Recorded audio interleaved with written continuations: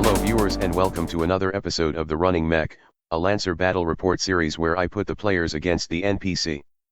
In this episode though, we are going to have a bigger focus on sitrep.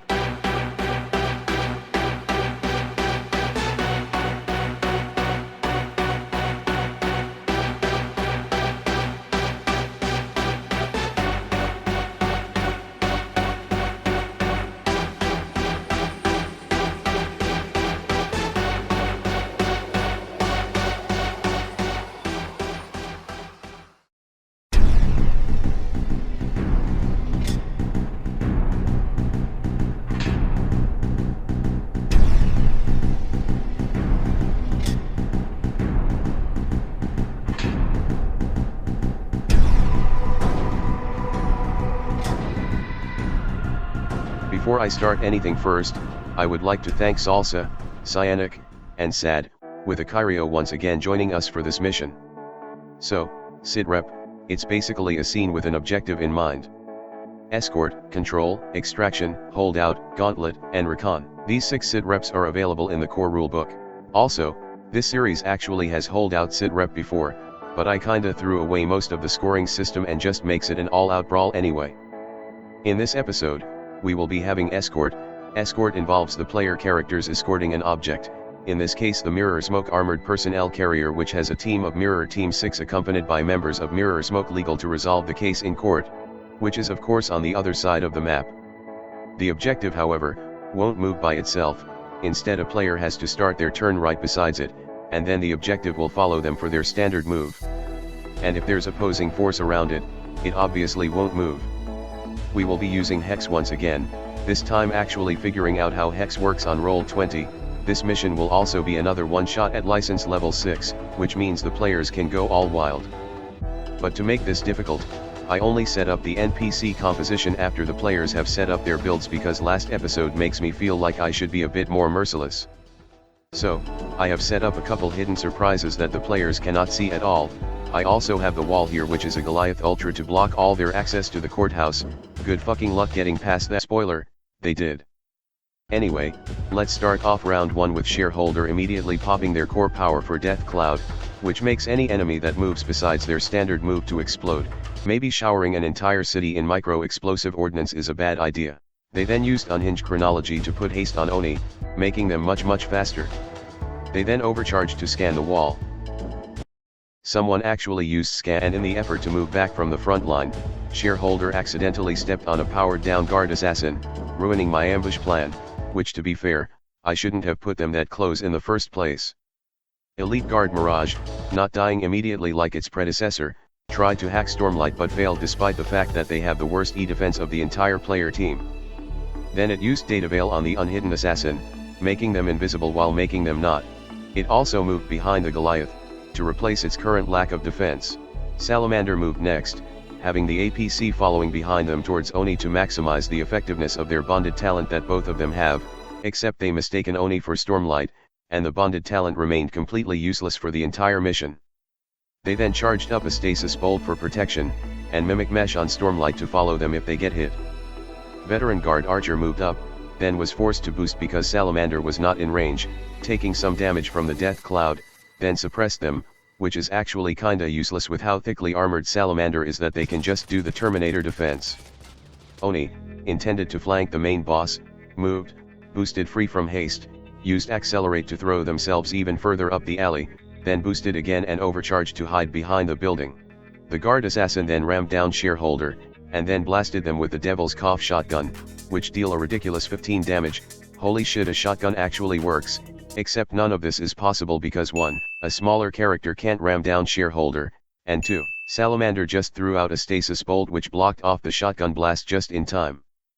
But for now Shareholder is going to be in a lot of pain until the timeline corrected itself. Finally, Sad then, fired the Unraveler at the assassin, which will only do 2 damage no matter what because it is still in full health, and then they invaded the assassin with the Stalk Prey option, which makes it see them as invisible. Then they carried the APC up the alley, with Oni as the vanguard.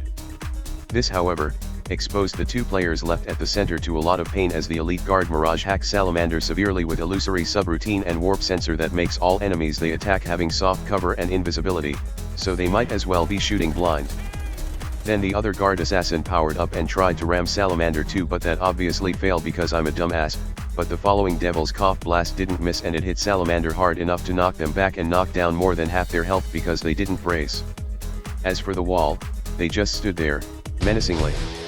Round 1 ended, and round 2 began with Shareholder getting everything fixed as the timeline corrected itself. Shareholder then started off their turn by throwing a warp grenade at their feet, teleporting the guard assassin next to the other one. This caused the assassin to take some heat from Lesson of the Open Door core bonus which Shareholder has. They then moved towards the assassin, set up a mesmer mine, overcharged, and then used repulsor field to detonate it, immobilizing the assassins and knock them back, which is actually impossible because even repulsor field can't trigger mine that hasn't been activated yet. Also forgot to add heat for the other assassin from Lesson of the Open Door. Seeing the assassins in danger, the elite guard Mirage took back its invisibility, and then teleport both of the assassins out of there, but both of them took damage from Death Cloud in the process. But actually they should have took the damage when Shareholder teleport and knocked them back with repulsor field anyway, but since it's once per round, it kinda worked out. Salamander popped its core power for hyper reflex mode, then charged up another stasis bolt, seeing as it's pretty useful, then dashed forward with Skirmisher 2 before firing, intentionally asking to bait a reaction from the Archer even if Skirmisher 2 doesn't provoke reaction. Archer fired upon it for the suppression, missed, and despite the massive reliable damage, it doesn't matter against 3 armor. They then fired up their through-bolted flamethrower at the Archer, which missed because of all the debuff the Mirage put on them prior. What they didn't miss was the Spectre that was powered down in the trees, which was now on fire. After seeing that there are 2 targets in the trees, Salamander overcharged to fire up their flamethrower again, torching up Archer and all the trees in the neighborhood. Man, there's so much collateral damage going on here. They then moved back with Skirmisher 2 again, along with the standard move.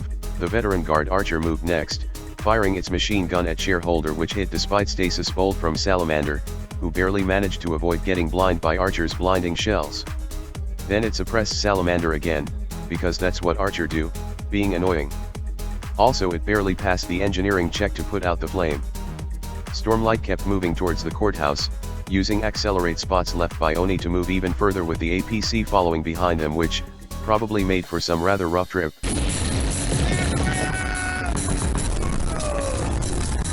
Some people, however, said that this might not work because accelerate forces involuntary movement to whoever that steps in its effect radius only, so the APC couldn't follow them in. Personally speaking, I think this works, because it's hilarious as all hell. Then they invaded the wall, actually successfully hitting it, and gave it the stalk prey effect to make it see Stormlight as invisible, and then hide just for more protection. Seeing it's about to shut down, Guard Spectre charged forward, Death Cloud detonating around it as it's gunning for Shareholder, cutting them deep with 2 strikes, and with its Hunt trait which deals even more damage if the target is alone, instantly structuring Shareholder right through, destroying their Unraveler. However, this costs the Guard Spectre gravely, because it failed the engineering check and burned down. What a great first impression of this NPC.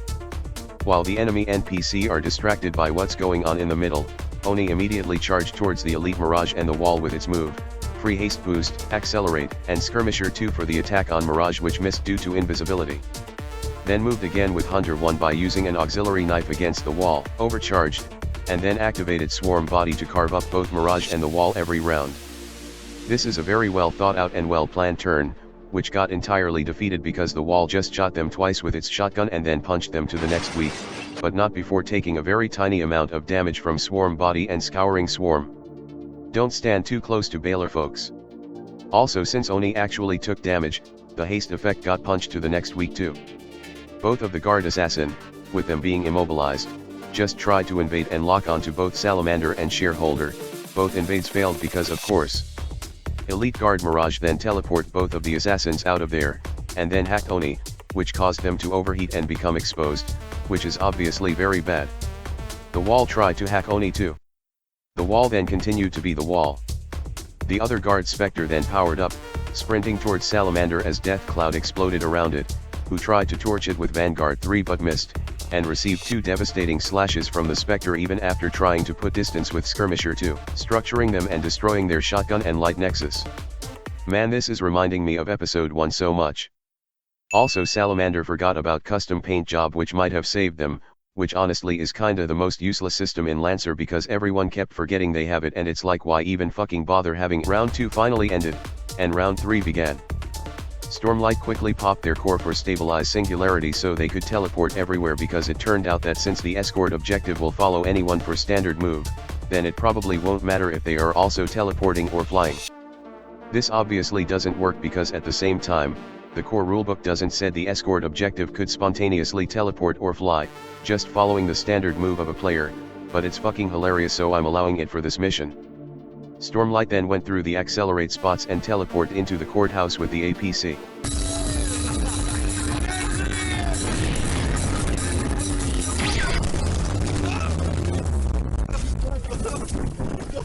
And that's mission complete. Yes, the mission is completed in 3 rounds. Let's talk about the mission. Get out of here, stalker. So, here's the thing about sitrep like escort, it is done as soon as the players achieve the objective, no matter how many enemies are left on the field, thus it is better for the players to focus on the objective hard in a sitrep, and that's what happened here. Despite 2 of the players getting trashed in the process, this is the perfect play because while those 2 distracted the majority of the NPC, the other 2 carried the objective all the way to the end location. Salamander, as a defender, attracted a ton of firepower from the NPC, which means they did their job perfectly well, and also dealt the top damage in the team, earning the first and only kill in the entire session.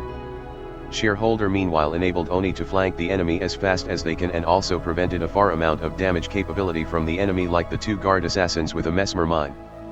As for the 2 on the flank, I think they actually made a tactical mistake here, because had they stuck around, the entire team could still gather up and push through the enemy team as a whole. But at the same time, that would have made the mission last longer. So despite Oni and Stormlight going for a flanking route being a tactical mistake, it was where I ended up making 1-2 as well, and that ended up costing the entire session as it turned the mistake into a winning move. But what if I don't allow the escort objective to be able to teleport? Let's talk about the NPC. So, the wall is an ultra-class Goliath, whose purpose is basically to block the only entrance to the courthouse. I even intentionally played it methodically, as it will absolutely refuse to move away from the entrance like a goddamn unmovable mountain, but there's actually a lot of tricks to bypass that. In just this team alone, Oni could just grapple and push the wall out of the way with synthetic muscle netting. Accelerate doesn't work in this case because it pushes the target, an involuntary movement, which the wall could prevent with its heavy frame trait unless Oni is as large as they are with Fomaran frame. Let them fight. But you can use Accelerate to kick the objective into the extraction zone like a soccer ball. Shareholder could instead use blink charges to teleport the wall out, and maybe also use mesmer charges to stop it from moving back to the entrance. Honestly, Sunzu license kinda just breaks escort and extraction sitrep with how ridiculously mobile they are. Stormlight and Salamander can't move the wall on their own however, so they would have to deal with everything else to keep them off Shareholder and Oni. Basically, I set up the wall not as a boss to fight, but as an obstacle to bypass, since the fastest way to win the session is just complete the objective. As for the rest of the NPC, the Elite Guard Mirage is quite possibly the second most dangerous NPC in the entire group, not just because it's an elite, but it has, numerous times, ceased the player's attempts to fight other NPC by either hacking them or moving the NPC around. Honestly, as soon as it stops being invisible, the player should have just bull rushed it because it's so goddamn effective. The Veteran Guard Archer, ironically, isn't doing much in controlling the battlefield because against thick armor, they are not as scary as one thought. For the standard, the Guard Assassins dealt so much damage at first, but they kind of floundered afterward, which sounds about right for the Assassins. Meanwhile, the Guard Spectres are the 3rd most dangerous NPC in the session, making an amazing first impression by structuring 2 players in one turn. Honestly, it could be condensed to this. We call this a difficulty tweak. But all this could only be possible because the players got scattered around. If they stick together, the Spectre won't be as effective, and in fact would die immediately if Shareholder just spend a turn doing nothing but fire the gravity gun and throw grenade, because both ignores its primary defense, invisibility. There's also 2 Guard Rainmakers that should have come out as a part of the reinforcement, but the session ended too quick for them to be relevant. Anyway, here's the individual damage report for each of the players, a lot less pristine than episode 5. Like the core rulebook said, sitrep is a way to add depth to a mission by adding more objective than just kill everything, and it works very well when tying it with a story. But, maybe your players are a bit more bloodthirsty than usual, in which case just give them the more combat-oriented sitrep for the rest of the mission. This is after all a one-shot series made to demonstrate the game to you guys. A mission don't end in a single session. Anyway, that's about it for everything in this episode. Once again, I would like to thank all the players for participating in the session, and I will see you all next time. Hello there, if you like this video, please subscribe to my channel and click that notification bell button. If you really want to support my channel, you could visit my Patreon page, or buy me some coffee, links in the description. Anyway, have a nice day.